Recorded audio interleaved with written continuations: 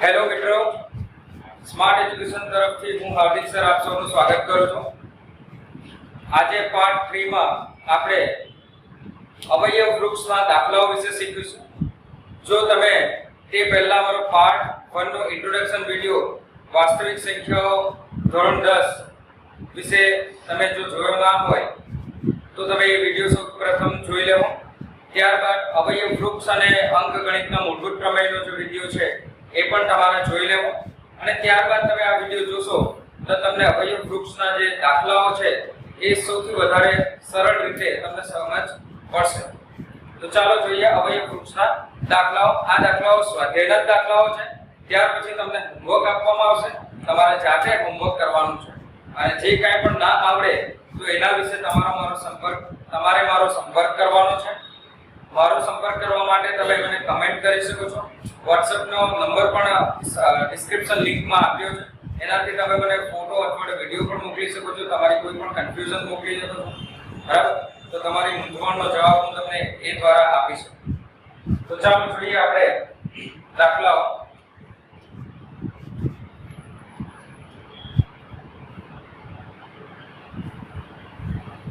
વાસ્તવિક સંખ્યાના ચેપ્ટરમાં આપણે બધા જ દાખલાઓના ટાઈપ પાડી દીધા છે. ટાઈપ 1, ટાઈપ 2, ટાઈપ 3 એ પ્રકારે આપણે દરેક દાખલાઓ શીખીશું. સૌપ્રથમ આપણે ટાઈપ 1 અવયવ વૃક્ષના દાખલાઓ અથવા તો અવિભાજ્ય અવયવોના ગુણાકાર સ્વરૂપે સંખ્યા, બરાબર? આ દાખલાઓને તમે અવયવ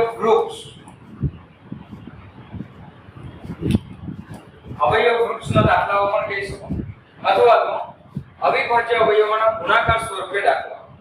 સૌપ્રથમ આપણે રફ વર્ક કરીશું. રફ વર્કમાં આપણે 140 ના અવયવ પાડીશું. 140 બેકી સંખ્યા છે, 2 થી વિભાજ્ય થશે. 70 દુ 140, 35 દુ 70, 5 સત્તા 35 અને 5 એકુ 5. આ જે અવયવો છે તમે નાના ધોરણમાં શીખી જ ગયા છો, તમને આવડતા જ હશે, બરાબર? ના આવડતા હોય તો આવી રીતે દાખલા શીખવાનો પ્રયત્ન કરજો જેથી તમને અવયવ મળી જાય. હવે આપણે અવયવ વૃક્ષમાં સૌપ્રથમ જે આપણે આપેલ સંખ્યા લખશું. ડાબી બાજુ આપણે યાદ રાખવાનું છે કે ડાબી તરફ આપણે અવિભાજ્ય સંખ્યાઓ જ લખવાની છે. ડાબી બાજુની અવિભાજ્ય સંખ્યાઓમાં આપણે એના જે બે ભાગ આપણે કર્યા, જે બે ડાળીઓ આપણે તૈયાર કરી એ આ 70 અને 2 છે. તો જમણી બાજુ આપણે લખશું વિભાજ્ય સંખ્યા, ડાબી બાજુ આપણે લખશું અવિભાજ્ય સંખ્યા. અવિભાજ્ય સંખ્યા આવશે 2. 70 ના પાછા આપણે બે ડાળીઓથી ભાગ કરવાના છે અને એની અંદર આપણે અવયવો લખવાના છે. શું આવશે અવયવ? 35 દુ 70 અને 35 ના પાછા આપણે બે ભાગ કર્યા. અહીં આપણે બે સરખા ભાગ નથી કરી રહ્યા પણ ગુણાકાર સ્વરૂપે આપણે લખી રહ્યા છે, બરાબર? પણ ડાળીઓના બે ભાગ કર્યા છે, બરાબર? ડાળીઓના બે જ ભાગ કરવાના છે, બેથી વધુ ભાગ આપણે કરવાના નથી. 7 પંચા 35. હવે આ 5 જે છે ઓલરેડી એકવાર અહીંયા આવી ગયો છે અને અહીંયા આપણો અંત આવી ગયો છે. અંત એટલા માટે કારણ કે અહીંયા બંને અવિભાજ્ય સંખ્યા આવી ગઈ છે. તો અવિભાજ્ય સંખ્યા આવી ગઈ ત્યાર પછી આપણો કોઈ દાખલો આગળ વધશે નહીં, બરાબર છે? આ અવિભાજ્ય સંખ્યા છે. બધી ડાબી બાજુ અને અંતમાં અવિભાજ્ય સંખ્યા આવી એટલે આપણો દાખલો પૂર્ણ. આ આપણો થઈ ગયો ટાઈપ 1 નો પહેલો દાખલો. સ્વાધ્યાય 1.1 નો પેજ નંબર 5 ઉપર આવેલા દાખલો છે, બરાબર? એવી જ રીતે આપણે બીજો દાખલો પણ કરીશું. 156 ના આપણે અવયવ પાડીશું. બેકી સંખ્યા છે. શું અવયવ આવશે? 78 દુ. જો 78 પણ 156 ના અવયવ તો છે પણ 78 એ વિભાજ્ય અવયવ છે. આપણે એવા અવયવ કરવાના છે. અહીં પહેલા દાખલાની અંદર આપણે અંતમાં લખવાનું ભૂલી ગયા. આપણે લખી દઈએ કે 140 બરાબર એના અવિભાજ્ય અવયવ કયા આવશે? 2 * 2 * 7 * 5. એટલે કે 2 નો વર્ગ વર્ગમાં લખ્યું તો 5 * 7. બને ત્યાં સુધી ચડતા ક્રમમાં લખવાનો પ્રયત્ન કરો. હવે આપણે બીજા દાખલામાં આવી ગયા. 156 ના આપણે અડધા કરીએ તો 78, 78 ના આપણે બેકી સંખ્યા છે અડધા કરીશું કેટલા આવશે 39 39 દુ 78 હવે 39 ને આપણે 9 ને 3 12 એટલે 3 થી વિભાજ્ય થશે જો તમને વિભાજ્યતાની ચાવીઓ જો આવડતી હશે વિભાજ્યની દરેક ચાવીઓ તમને આવડતી હશે તો આ દાખલા તમને સૌથી સરળ લાગશે કારણ કે તમને એના અવિભાજ્ય અવયવ કરવા માટે કે વિભાજ્ય અવયવ કરવા માટે વિભાજ્યતાની ચાવીઓનો ઉપયોગ કરશો તો જલ્દીથી અવયવ તમને મળતા રહેશે નહીં તો તમને એના માટે સમય લાગશે 13 તારીખ 39 અને 13 એકુ 13 તો 156 ના આપણે અવયવ વૃક્ષ બનાવીએ 156 ડાબી બાજુ આપણે કઈ સંખ્યા લખીશું અવિભાજ્ય સંખ્યા જમણી બાજુ કઈ સંખ્યા લખીશું વિભાજ્ય સંખ્યા 2 અને 78 ના પાછા આપણે બે ભાગ કરીશું શું આવશે અવયવ ડાબી બાજુ કયો અવયવ અવિભાજ્ય અવયવ હવે કયા અવયવ આવશે 39 લો અને આપણે અંતે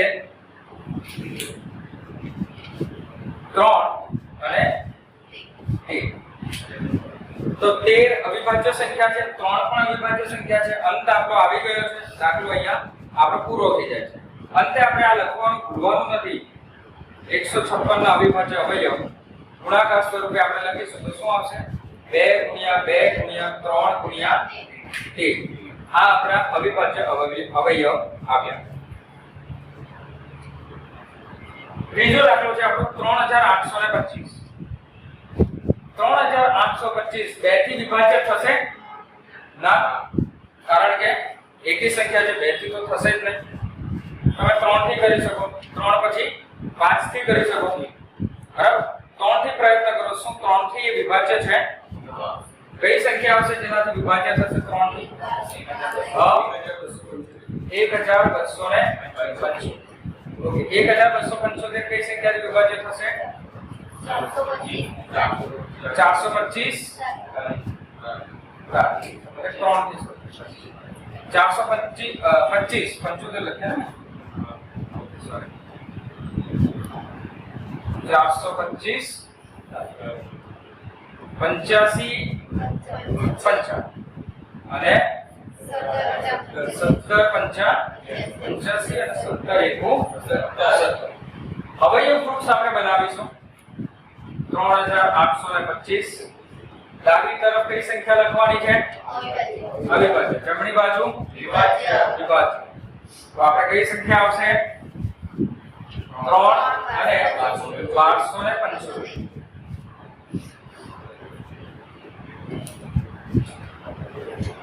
1275 માટે કઈ સંખ્યા આવશે 3 અને જમણી બાજુ 425 વિભાજ્ય સંખ્યા 425 ના પાછા ભાગ કરીશું કઈ સંખ્યા આવશે આપણી પાસે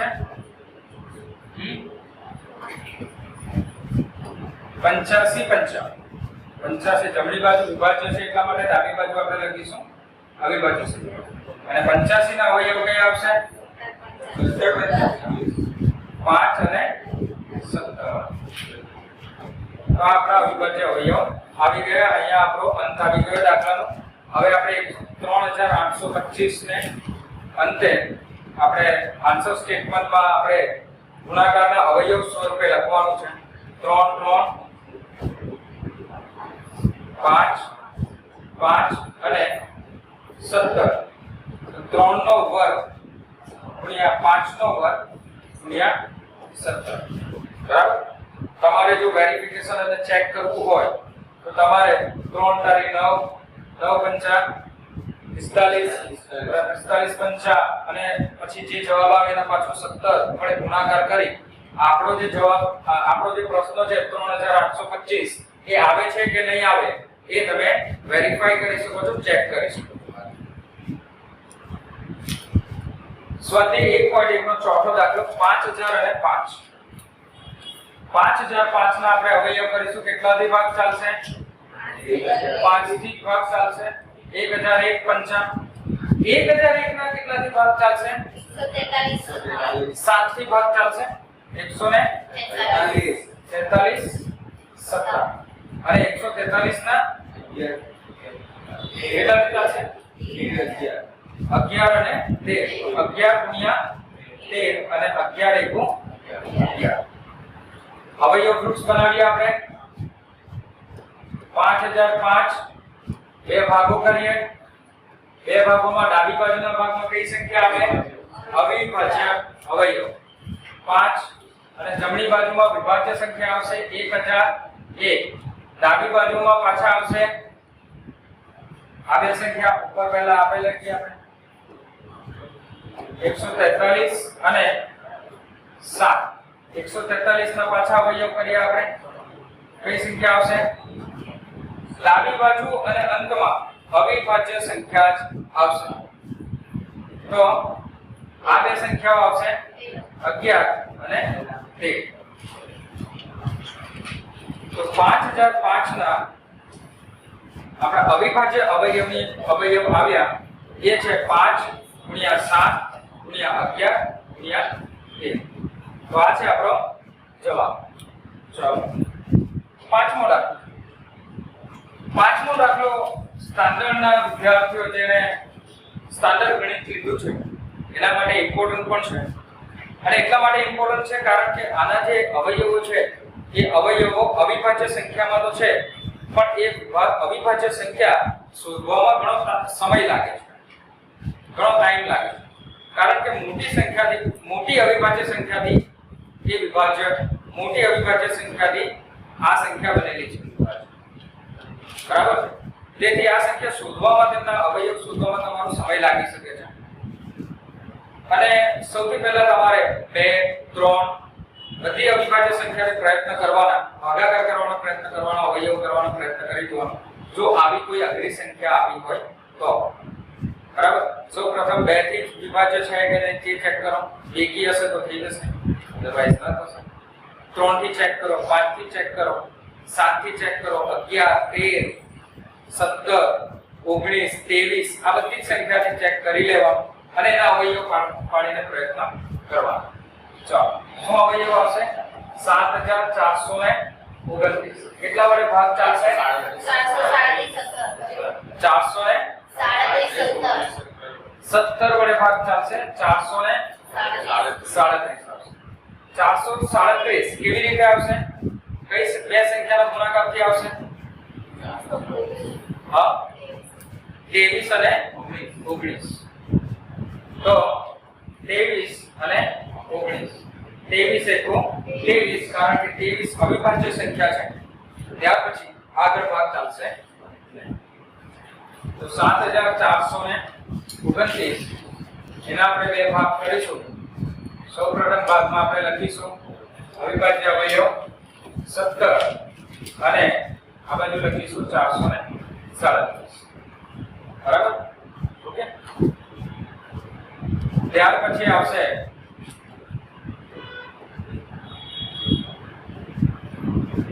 437 ના અવયવ 19 અને 23. જો તમે 23 થી સૌપ્રથમ ભાગાકાર કરો તો 23 થી ભાગાકાર કરો તો પણ કોઈ સંખ્યા મળી શકે. તો આ સંખ્યામાં બદલાવ આવી શકે, બરાબર. પરંતુ અંતે આપણા જે અવયવ મળે એ અવયવોમાં 4729 ના અવયવોમાં 17 19 અને 23 જ આવવા જોઈએ એ જરૂરી છે, બરાબર. કારણ કે આ સંખ્યાનો તમે 23 થી ભાગાકાર કરશો તો આ સંખ્યા મળતી સંખ્યા અલગ હશે, બરાબર. સૌપ્રથમ આપણે 17 થી કરીએ એટલે 437 આવી. તમે 19 થી પણ કરી શકો તો પણ સંખ્યા અલગ આવશે. એટલે વિભાજ્ય સંખ્યાઓ જે જમણી બાજુ આપણે લખીએ છે એમાં કોઈ બદલાવ સંભવ છે, બરાબર. પરંતુ જે ડાબી બાજુ સંખ્યા લખીએ છે તે અને અંતે લખીએ છે એ સંખ્યા જ્યારે પણ આપણે આ રીતે આન્સર સ્ટેટમેન્ટ લખતા હોઈએ અથવા તો અવયવોના ગુણાકાર સ્વરૂપે આપણે લખતા હોઈએ, અવિભાજ્ય અવયવોના ગુણાકાર સ્વરૂપે, તો ત્યારે એ સંખ્યા તમારી આ જ આવવી જોઈએ, જે એના અવિભાજ્ય અવયવો આવે એ જ આવવી જોઈએ. વિભાજ્ય સંખ્યા તમે આમાં લખી શકો નહીં. આની અંદર આ જે અવયવો છે એમાં તમારે વિભાજ્ય સંખ્યાઓ લખવાની નથી, બરાબર. આનો જો જવાબ આવે તો મેં આ રીતે પણ લખી શકું 437 * 17 કરીશ તો પણ એનો જવાબ 7429 તો આવશે, પરંતુ આ 437 એ વિભાજ્ય છે અને આપણને કેવા અવયવો જોઈએ છે? અવિભાજ્ય. એટલે આ વસ્તુ ખોટું છે, બરાબર છે? એટલે તમારે એના અવિભાજ્ય અવયવો જ લખવાના છે. બરાબર? અવિભાજ્ય અવયવો આવશે 19 અને 23. આ અવિભાજ્ય અવયવો આવે. લાસ્ટમાં તમારે એ ચેક કરવાનું છે કે જે અવયવો મેં જાતે કર્યા છે એ અવયવ શું અવિભાજ્ય છે કે નહીં. 17 અવિભાજ્ય છે, યસ. 19 અવિભાજ્ય છે, yes. It is prime number. 23 is also prime number. અવિભાજ્ય સંખ્યાઓ છે, બરાબર. તો આ સંખ્યાઓ આવતી હશે તો જ તમારો દાખલો સાચો હશે, બરાબર. હવે તમને તમારી પ્રેક્ટિસ માટે તમને આ દાખલાઓ આપવામાં આવ્યા છે, બરાબર. આ દાખલાઓનો તમે સ્ક્રીનશોટ લઈ લો. સ્ક્રીનશોટ લીધા પછી જાતે પ્રયત્ન કરો.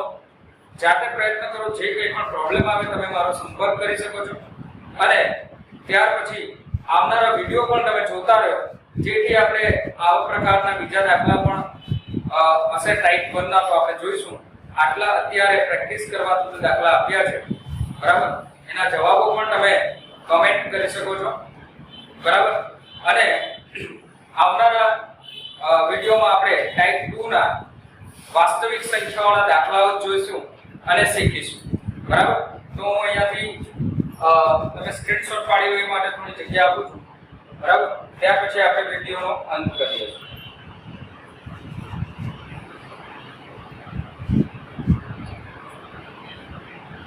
Okay, thank you very much. Next લેક્ચરમાં પાછા મળીશું. લાઈક કરો, શેર કરો અને તમારા મિત્રો વચ્ચે સબસ્ક્રાઇબ પણ કરાવો, બરાબર. Thank you. આભાર.